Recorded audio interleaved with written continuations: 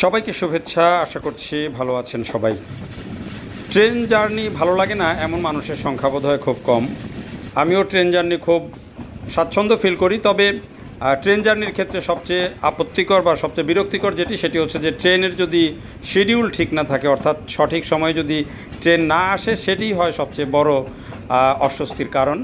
তো আজকে এই যে ট্রেন জার্নির একটা সুন্দর জায়গা, যে জায়গাটি এরই মধ্যে সারা দেশের রেল ভ্রমণকারী মানুষের কাছে খুব পরিচিত, সেটি হচ্ছে ঈশ্বরদী যে বাইপাস স্টেশন। সেই বাইপাস স্টেশনটি বর্ষাকাল এবং শরৎকালের মাঝামাঝি, আকাশ একেবারে নীল চকচকে আবহাওয়া, যদিও বৃষ্টি মাঝে মাঝে হচ্ছে। তো এই বর্ষাকালে এই যে ঈশ্বরদী বাইপাস স্টেশন সেটি ক্রস করার সময় যে সুন্দর দৃশ্যটা, সেই দৃশ্যটাই ট্রেনের ভেতর থেকেই যতটুকু কভার করা যায় ক্যাপচার করেছি এবং সেই সুন্দর দৃশ্যটাই আপনাদের সাথে শেয়ার করছি।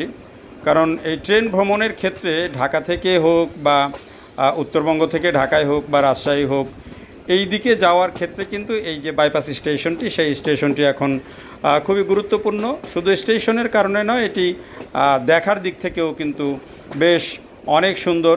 এবং ট্রেন যখন ঘুরে, এই বাইপাস স্টেশনে ট্রেন যখন ঘুরে, তখন কিন্তু এটি দেখতে আরও সুন্দর হয়। তো আমরা যেই স্টেশন যেটা ছিল সেটির টার্ন করে এসে আমরা কিন্তু এই যে ধীরে ধীরে বাইপাস স্টেশন পার হলাম। যদিও স্টেশনটি আমরা যখন নাটোরের দিকে যাচ্ছিলাম, অর্থাৎ উত্তরের দিকে যাচ্ছিলাম, সেটি আমাদের হাতের বামে ছিল। আমি ভিডিও করার স্বার্থে যেহেতু ডানে ছিলাম, ফলে স্টেশনের যে স্টেশনটা সেটি আপনাদেরকে দেখাতে পারলাম না।